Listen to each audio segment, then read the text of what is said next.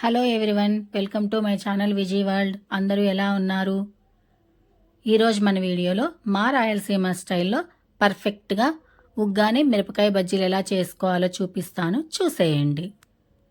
ముందుగా ఉగ్గాని ప్రిపేర్ చేసుకుందాం. దానికోసం ఒక వెడల్పాటి గిన్నెలో నీళ్లు తీసుకోవాలి. ఆ నీళ్ళలో బొరుగులు వేసుకొని ఒక 5 నిమిషాల పాటు బాగా నాననివ్వాలి.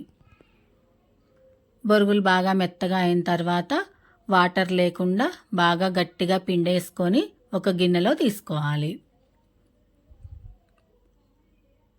ఇప్పుడు ఒక మిక్సీ జార్ తీసుకొని అందులో ఒక 4 స్పూన్ల వరకు పప్పులు వేసుకోవాలి. ఈ పప్పుల్ని మెత్తగా గ్రైండ్ చేసుకోవాలి. మెత్తగా గ్రైండ్ చేసుకున్న ఈ పౌడర్ని ఇందాక మనం తడిపి పెట్టుకున్న బొరుగుల్లో వేసుకొని బాగా కలుపుకోవాలి. ఈ విధంగా కలుపుకోవడం వల్ల బొరుగులు పొడి పొడిలాడుతూ ఉంటాయి. ఇప్పుడు ఇవి పక్కన పెట్టేసుకుందాం. ఇప్పుడు ఒక 2 పెద్ద సైజు ఉల్లిపాయలు తీసుకొని సన్నగా పొడవుగా కట్ చేసుకోవాలి. ఉగ్గానీలో ఉల్లిపాయలు కొంచెం ఎక్కువగా ఉంటేనే టేస్ట్ బాగుంటుంది. ఇప్పుడు కారం కోసం పచ్చిమిర్చి పేస్ట్ తయారు చేసుకుందాం.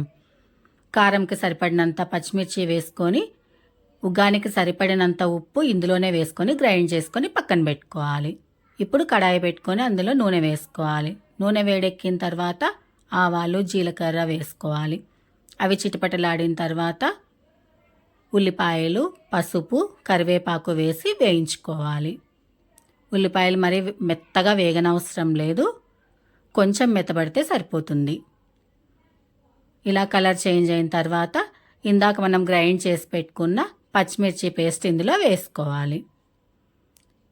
పచ్చిమిర్చి వేగేలోపు ఉల్లిపాయలు ఇంకొంచెం మెత్తబడతాయి, అంత మాత్రం ఉంటే సరిపోతుంది.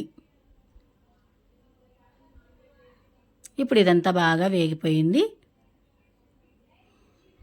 ఇప్పుడు ఇందులో మనం ఇందాక తడిపి పెట్టుకున్న బొరుగులు ఉన్నాయి కదా, అవి వేసుకోవాలి. బొరుగులు వేసుకున్న తర్వాత ఈ మసాలా అంతా బొరుగులకి బాగా పట్టేటట్టు కలుపుకోవాలి. బాగా కలుపుకున్న తర్వాత స్టవ్ ఆఫ్ చేసుకోవాలి. ఇప్పుడు ఇందులో ఒక నిమ్మకాయ రసం వేసుకొని బాగా కలుపుకోవాలి. నిమ్మరసం మాత్రం స్టవ్ ఆపేసిన తర్వాతే వేసుకోవాలి. అంతే అండి, మన ఉగ్గాని రెడీ అయిపోయింది. నెక్స్ట్ మనం ఇప్పుడు బజ్జీలు తయారు చేసుకుందాం. అందుకోసం ముందుగా ఒక పౌడర్ ప్రిపేర్ చేసుకోవాలి. దానికోసం ఒక మిక్సీ జార్ తీసుకొని అందులో పప్పులు, కొద్దిగా జీలకర్ర, ఉప్పు వేసుకొని పౌడర్ చేసుకోవాలి. ఇప్పుడు ఒక గిన్నెలో నీళ్లు తీసుకొని అందులో ఉప్పు వేసి పక్కన పెట్టుకోవాలి.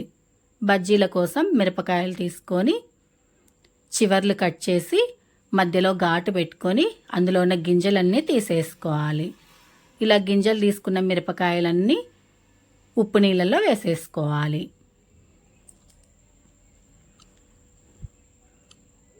ఇప్పుడు ఈ మిరపకాయల్ని మధ్యలో ఘాటు పెట్టిన దగ్గర ఓపెన్ చేసి ఆ నీళ్ళల్లో కడిగేస్తే అక్కడక్కడ ఉన్న గింజలు కూడా బయటకు వచ్చేస్తాయి. ఇప్పుడు ఇందాక మనం ప్రిపేర్ చేసుకున్న పౌడర్ని ఈ మిరపకాయల్లో అంతా స్టఫ్ చేసుకోవాలి. ఈ పౌడర్ వల్లనే బజ్జీలకి మంచి టేస్ట్ వస్తుంది. ఇలా అన్నీ స్టఫ్ చేసుకున్న తర్వాత ఇది పక్కన పెట్టేసుకోవాలి. ఇప్పుడు బజ్జీలకి బ్యాటర్ ప్రిపేర్ చేసుకునే లోపు ఆయిల్ పెట్టేస్తే ఆయిల్ వేడెక్కుతుంది. ఇప్పుడు బ్యాటర్ ప్రిపేర్ చేసుకుందాం. దానికోసం ఒక మిక్సింగ్ బౌల్ తీసుకొని అందులో శనగపిండి, ఉప్పు, కొద్దిగా వంట సోడా వేసుకొని ఒకసారి అంతా బాగా కలుపుకోవాలి. అలా కలుపుకున్న తర్వాత వాటర్ కొద్దిగా వేసుకుంటూ ఉండలు లేకుండా బ్యాటర్ని బాగా కలుపుకోవాలి. మరీ లూజ్గా కాకుండా మరీ టైట్గా కాకుండా బజ్జీలకు ఎలా అయితే అవసరమో అలా కలుపుకోవాలి. ఇప్పుడు ఆయిల్ వేడెక్కిందా లేదా అని ఒకసారి చెక్ చేసుకోవాలి. ఆయిల్ బాగా వేడెక్కిన తర్వాతనే బజ్జీలు వేసుకోవాలి.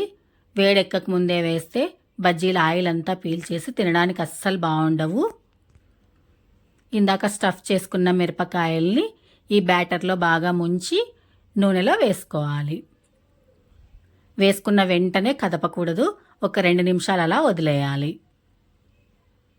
ఒకవైపు కొంచెం ఎర్రగా అయిన తర్వాత రెండో వైపుకి తిప్పుకోవాలి. ఇలా తిప్పుకున్న తర్వాత రెండో వైపు కూడా ఒక 2 నిమిషాలు కాలనివ్వాలి.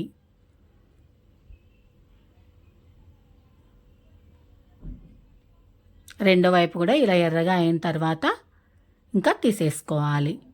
మరి నూనెలోనే ఎర్రగా అయ్యేంత వరకు ఉంచకండి. కొంచెం కలర్ చేంజ్ అవ్వగానే తీసేస్తే ఆ వేడికి తీసిన తర్వాత ఇంకొంచెం కలర్ కనిపిస్తాయి మనకు. అంతే అండి, మన బజ్జీలు కూడా వేగిపోయాయి. ఇప్పుడు ఇవి తీసేసుకోవడమే. ఇంతే అండి, మన ఉగ్గాని బజ్జీలు రెడీ అయిపోయాయి. ఈ వీడియో కొత్తగా చూస్తున్న వాళ్ళు ఎవరైనా ఉంటే ఒకసారి ఛానల్ చెక్ చేయండి. మీకు నచ్చితే సబ్స్క్రైబ్ చేసుకోండి. ఈ వీడియో మీకు నచ్చినట్టయితే లైక్, షేర్, కామెంట్ చేయండి.